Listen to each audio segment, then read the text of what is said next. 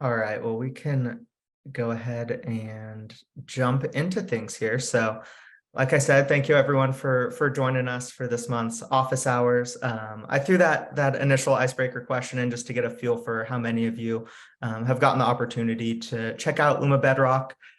We actually did an office hours on it a couple months back, so if you want to go check that out, we have some wonderful people from our data team who explain the processes for kind of aggregating these millions of data points across our customer base to create best practices. If you'll see these best practices popping up in with your CS team, as well as with implementation managers and so on. So we're really proud of the work that was done there. But as for this month, we'll be covering patient success for FQHCs and how we are solving the great patient disconnect here at Luma Health. We'll get into some specific challenges we've observed from our FQHC customers and how we're specifically solving for those. And we're lucky enough to be with two wonderful hosts today, with Mark and Mary Wiley here. So I'll let you two go ahead and introduce yourselves and we'll go ahead and get started. And quick note, actually, just wanted to say as well, this will be recorded. So if you have any other staff members that weren't able to join today, we'll go ahead and send the recording out and you can share internally as needed. And then we will hold a Q&A session towards the end. So feel free to pop your questions in the Q&A or in the chat down here on the Zoom bar, and we'll be sure to get to those. But Mark, please go ahead and introduce yourself. Awesome. Well, thanks so much, Bryce. Thanks everybody for joining. My name is Mark Evans. I'm one of our customer success managers. I've been with Luma here for about 4 months now.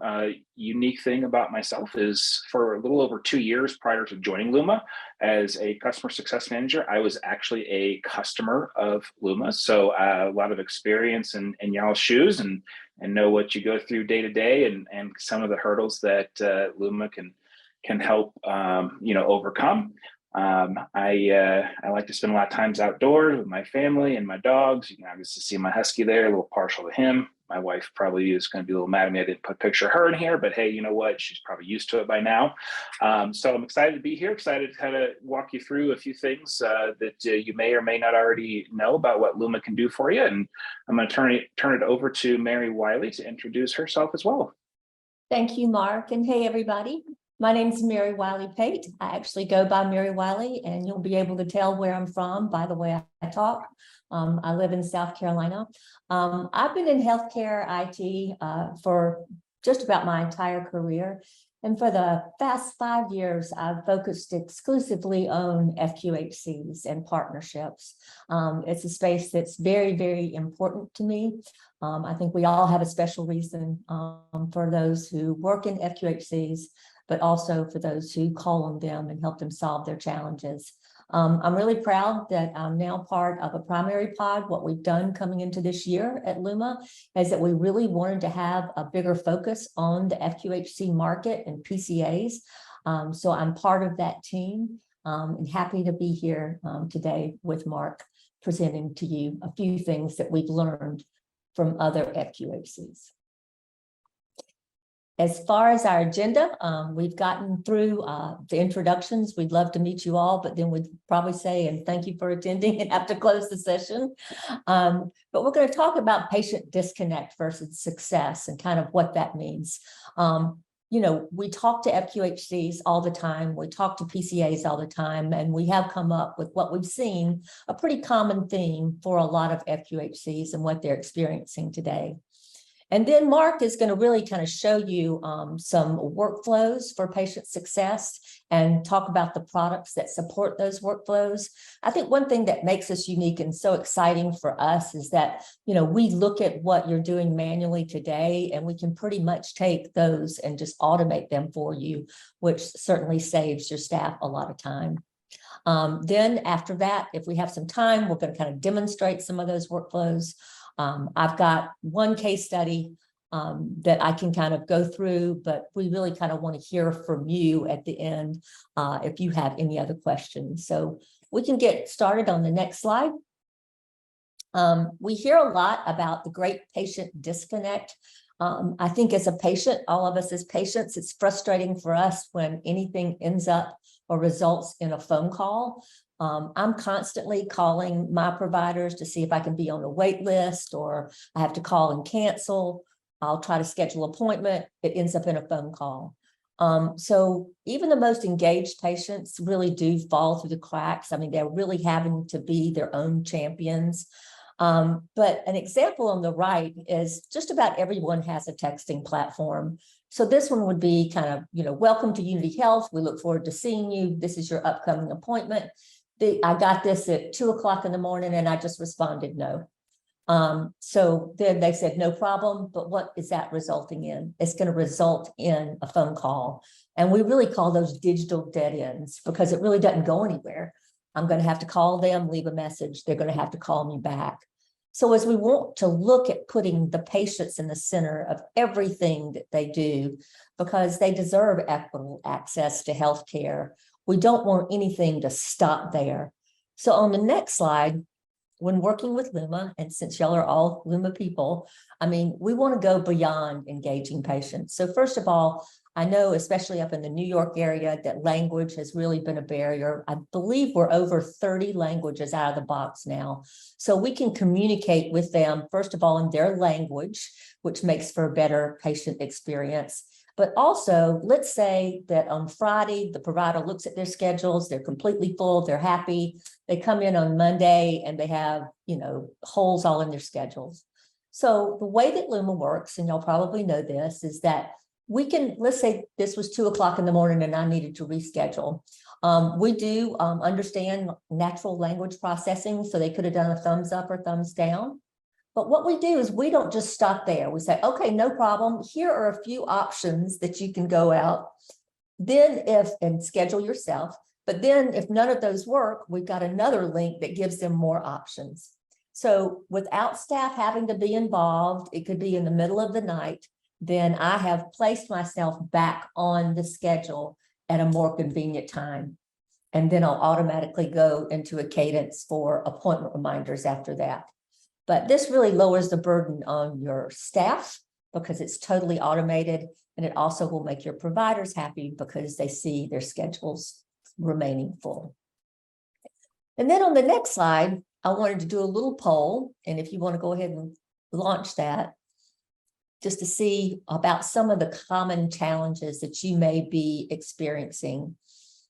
And if y'all can, when staff and provider shortages, it's supposed to be members without visits, but that's okay. It's attributed lives or high call volumes, or just all of the above.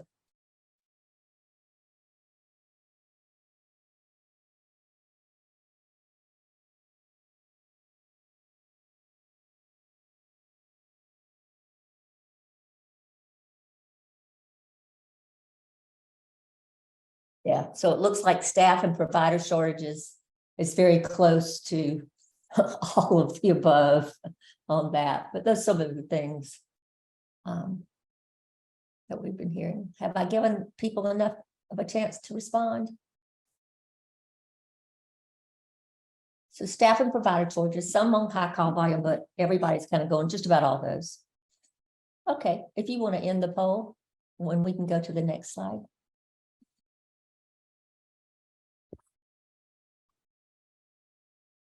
So as I have conversations on a daily basis, I call to networks, I call into PCAs, and, what are your members telling you so we can make sure that we're aligned with really helping our FQHCs and your members solve problems. I think at the top of the list, just challenges converting attributed lives, but most important, just closing gaps in care. That's been something that everyone's really just been behind on. Mark's going to kind of take you through some things that we do with our Azara partner to help close gaps in care. And we're really seeing those attributed lives lists getting longer and longer as more people are, becoming Medicaid. And I found that a lot of FQHCs are still doing this all by the phone. So we do have a way of automating this and getting those patients scheduled. On the right, patient appointment volumes are decreasing. We've done some studies on that, and we saw, especially with the underserved population, they don't know if they can get off work. They don't know if they have transportation or childcare, but we do see that appointment volumes are decreasing. There's always going to be high no-show rates and last-minute cancellations. So anything that we can do to use technology for anybody that cancels at the last minute, not only to find them another appointment, but maybe to fill a space when someone was waiting. A lot of provider utilization is unsatisfactory. I mean, this could be working with certain disabilities or a language barrier or things like that. High call volumes, especially in call centers, is something we're hearing all the time. I know, and working with an FQHC recently, that they were receiving over 8,000 calls a day with a 30-person call center. If you do the math on that, with 8,000 coming in and 8,000 going out, then texting and technology could help solve a lot of that for the people in the call center. Just a backlog of patients to see providers, constantly, I see these on Excel spreadsheets sometimes. There's a way that we can automate that as well. Not only are we hearing staffing shortages now, but we're hearing provider shortages as well. So how can we help you do more with less? And then just front office bottlenecks. It could be anything from, here's a clipboard, fill out these 6 sheets. And, with the underserved population, there's language. I mean, they might not understand some things, but it is kind of creating some things, having to do that in the office, where they could be uploading the forms prior to that office visit. But those are just some of the things that we're hearing. I'm sure you're living and breathing a lot of these things. And so Mark's going to kind of take you through a couple of our solutions and some workflows of how we can help you with these challenges. Thanks, Mary Wiley. Great information. And as she mentioned, I'm going to kind of walk through some of the solutions that most of you are probably familiar with, and kind of give you more of a patient-facing perspective. I think a lot of us understand the benefits that Luma offers, and we don't get to see what the patient experiences on a day-to-day basis with those different business offerings. Some of our core benefits to our customers are scheduling, acquisition, and retention. This is anything from gathering new patients, helping existing patients schedule, converting patients, filling care gaps, making sure that patients that are due are getting the proper attention so they can schedule their appointment, come into the clinic, be seen on time, make sure that the clinic is able to bill out maximum visits for the year. So for dental, for example, your target is to see your patients twice a year. If you're not seeing them, you're missing out opportunities for yourself as well as them. They're missing out on the care they deserve, and you're missing on the ability to reach your patients. Our reminders, rescheduling, and waitlisting, also a huge component for success, making sure that your patients know where to be, when to be there. They can let you know they're coming. If they can't come, they're going to let you know that automatically instead of having to put them on a list and wait for somebody to call them back. You're going to be able to have all of that automated on the back end where they can be, cancel, reschedule, or put on a wait list without any human intervention. Patient communications, kind of the core of where Luma started. We have numerous ways to communicate with our patients, from a one-to-one, secure chat methods, scheduling, automated reminders, broadcast messages, all kinds of stuff that you can partake in to make sure that you are communicating with your patients effectively and regularly. And then we also offer our mobile intake and front office efficiency components. So getting your forms in, making sure that they have access to fill out information ahead of time rather than waiting for that few minutes at the beginning of their appointment, and then they're getting frustrated, they're not being seen because they didn't fill out their paperwork. So we help close a lot of those gaps and just streamline the process to make sure that our customers and providers are able to see their patients more efficiently in a more timely manner. So let's walk through a few patient-facing experiences. I'd like to kind of start with the scheduling, acquisition, and retention area. All right, just wait for my screen to catch up here.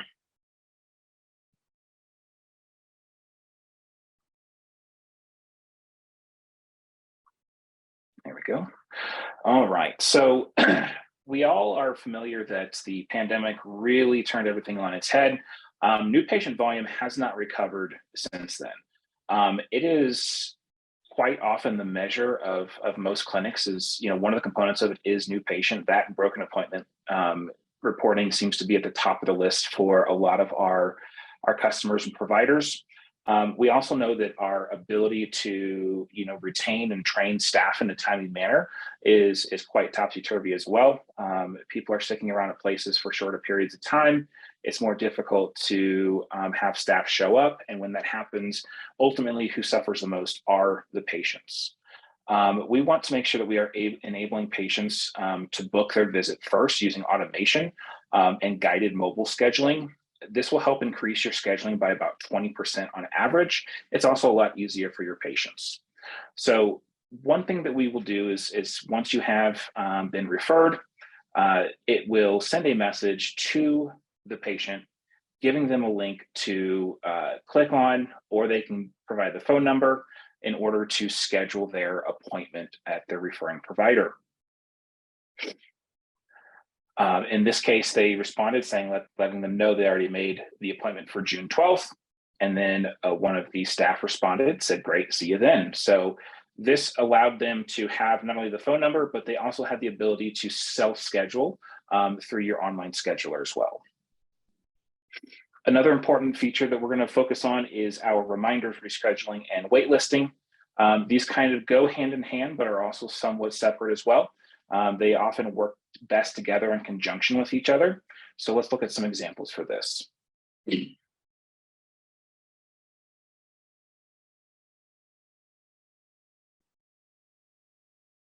All right, so your patient is sent a message reminding them of their upcoming appointment. We're going to ask your patient to confirm that they're coming. That way we know that our schedules are good for that given day. And if there's any changes, we can make those adjustments and help them reschedule. This patient is unable to come, so they're going to reschedule. The system automatically presents them with some known options that meet the criteria of their appointment, such as appointment type, provider, any specific qualities that you need to make sure you maintain. And then it also allows them to click the link here to see more availabilities, just in case the first three options presented are not the most ideal for them. The patient is able to make their selection from the menu. As Mary Wiley pointed out earlier, the natural language processing allows them to respond, with something that corresponds. So they could have responded with the 2, but in this case, they responded with September 22.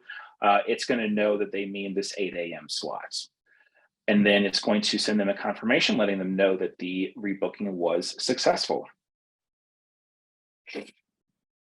So what happens when a patient is unable to, reschedule when they know they need to cancel? So they're going to get that same message letting them know that they are on a wait list.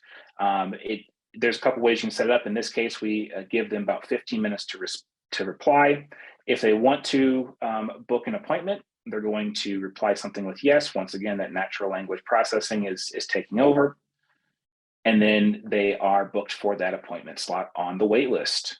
So it lets them know that they are now going to be seen at 10:50 on September 1st, and it replaces their original appointment on September 30th. The good news about this is that it will open up that newly open slot the patient used to have to additional members on the wait list. So not only are you taking care of this opened up September 1st slot, it's going to start working on backfilling this September 30th slot as well. All right, let's take a little look at our mobile intake and front office efficiency. Paper forms are kind of still a burden that I think a lot of practices are juggling. The more we can reduce that waste as well as time, the better off we are.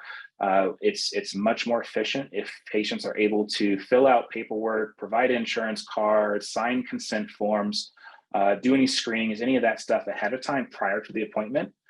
With some of our mobile intake forms, we have numerous ways to do that. This is an example here of being a link that was sent to a patient. They're able to actually upload their insurance card straight from their phone.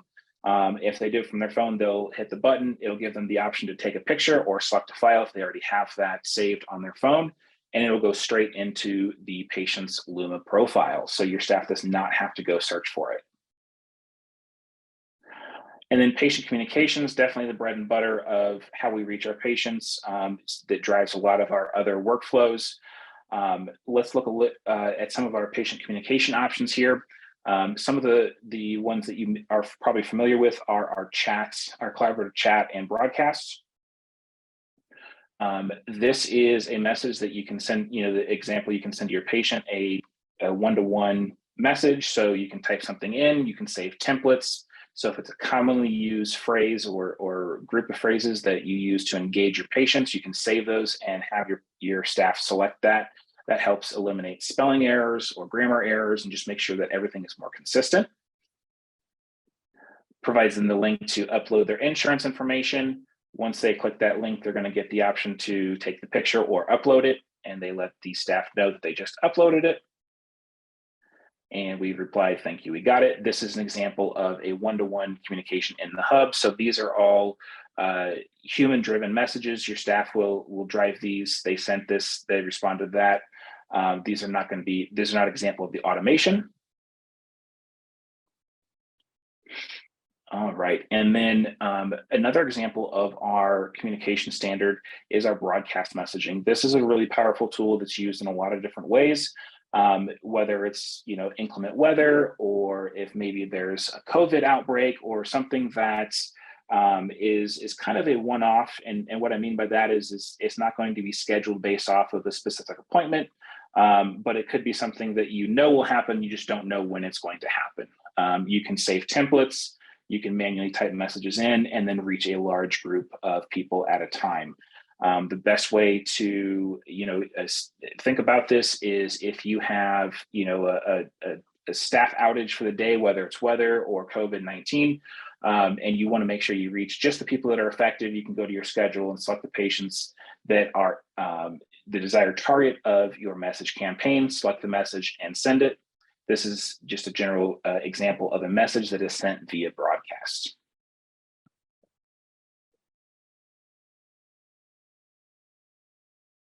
All right, and then do we have a second poll here? Or is this an extra slide? There we go. All right, and if everybody could please provide their answer to the closing care gaps poll. How are you currently closing gaps in care today?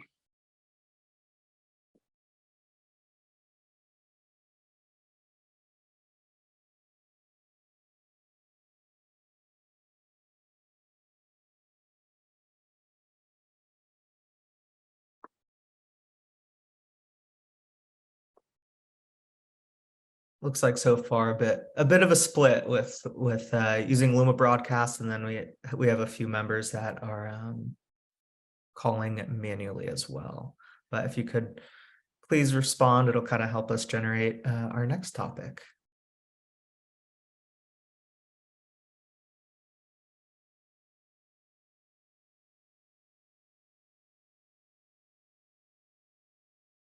All right, we'll give it about 5 more seconds and then get your answers in.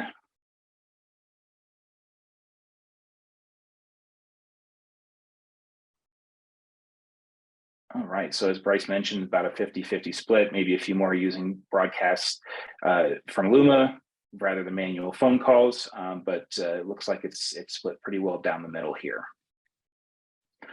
I'm going to turn it back over to Mary Wiley to speak to something that nobody selected as their option, and we want to make sure that everybody is aware of, because it's a super powerful tool if you have this option available for you. And she's super passionate about the benefits that this provides, not only your patients, but your staff is to reach the patients. Yeah. Azara Healthcare, if you're not familiar with them, they're headquartered out of Boston. We'll be at their conference next week. They are a strategic partner with Luma, and just kind of wanted to explain. Everybody kind of knows what a population health tool is, hopefully, and what it does. But we have 2 options of working with Azara. If you're an Azara user, you'll be familiar with drives. And inside Drives, you'll see a Luma button at the top. By clicking on that Luma button, we've set up an SFTP that it'll automatically pull in a list for you. Then it pushes it out through Luma's broadcasts or patient communication. So for example, in a pop health tool, if I wanted to pull a list of all Hispanic males over the age of 55 that have an A1C greater than 8, I could automatically push that Luma button. It could grab that, it could pull it in and push it across. So just great way for closing gaps in care. There's really no cost of that from Luma, as long as you have purchased the solution, patient communication, which includes broadcast. I call it the easy button, but it's the Luma button. Then on the other side, we work with Azara, and we have a beautiful API integration with them just to enable you to do outreach campaigns. And we were talking about two things. One is attributed lives, and so much is still being done manually. And the other is closing gaps in care. So if you'll go to the next slide, Azara has created, it's over 30 programs now. And they also call them their sci-fi programs or their set it and forget it campaigns. You don't use the Luma button, but on this, there's a way that, let's say, I want to close gaps in care, so I'm going to focus on everything on unreturned fit kits. And it puts them into a sequence to remind them. We can embed scheduling links into those sequences. But if y'all are interested in a full demo of it, I can show you. But this has just been such a time saver. And also, I would say, number one, closing all those gaps in care. So over 30 something programs, they have them for COVID. They're calling them, you can call them members without visits or patients without visits. But if you're already picking up the phone for these attributed lives, this is something that could totally automate it. It can get them scheduled and it can get them in there for the visit. But I just, there are other pop health tools out there. We have chosen, or Azara has chosen us to be their partner. But I just think that this is a fantastic, easy way. And most of the FQHCs I call on in their referrals department or their attributed lives department, they're always work the hardest because they're still trying to reach out to these people on the phone. And I really feel like closing gaps in care, that this is a beautiful thing. So just wanted to, we're not trying to sell you anything, but we just wanted to say this is a bolt-on to what we do and works beautifully. I think you've kind of taken us through the demo, but we can close. We really do believe in case studies, and it's nice that I see Marissa here. We have a fantastic marketing department that we've done videos, we've done case studies. One video that I really love, I embedded the video into Ryan Health. So when we send you a copy of this, you can see the whole video of what we've done there. But Ryan Health is one of the older community health centers out of New York. I think one of their claims to fame was that they've been around 55 years and they were the third health center ever within the United States. Just a few things too is that he wanted to create more of a digital front door and a modern experience for his patients. So having the text first approach just to bring people in for preventative care. Languages was something that was very important to them because they have so many languages up there in all the boroughs of New York, and offering, just open time slots like Mark was talking about, just frees up hours and hours of staff time for them just to be able to find a slot, backfill another slot. In the FQHC world, we have to be very data and metric driven. So metrics are important to us. They found that 73% of their patients responded to reminder message, especially when they were in their native language, gaining over $300,000 within 6 months for filling open slots. That is huge. And also they're filling 30% of open appointments they're offering with a smart wait list. Our own eClinical Works, we do beautiful work with eClinical Works. It gets stronger and stronger all the time. But some of you might have heard of Ryan Health. I know some people from Sun River were supposed to attend today, and they're kind of up there in your neck of the woods. But all of these case studies, they're all on our website. We are working with the primary care associations. If we ever have a spotlight, you're going to see a case study in their monthly newsletters, and we're trying to get into all of them. All right, well, it doesn't look like there's anything, Mark, if you want to jump on to the next slide. So like I said, for next month's office hours, we'll be covering scheduling and rescheduling. I know we touched a bit on this from a high level today, but we'll really dive into how you can leverage some of those automated workflows for cancellation rescheduling. We'll have 2 of our customer success managers that will be joining and hosting that session. So really looking forward to that. As I said, this will be recorded and sent out to you. So if you want to share any of the content that we covered today, thank you very much to Mark and Mary Wiley for sharing your wealth of knowledge around community health. Really appreciate it. Otherwise, Mark, if you just want to go to the next slide, feel free to visit our help center for any other resources that you may be looking for. Again, I know I alluded to Luma Bedrock, and a few of you still wanted to check that out. You're able to find that information in the help center, as well as a handful of other information regarding the workflows that we've discussed today. So we really appreciate all of you coming and spending your time with us. We'll see you next time. Bye, everybody.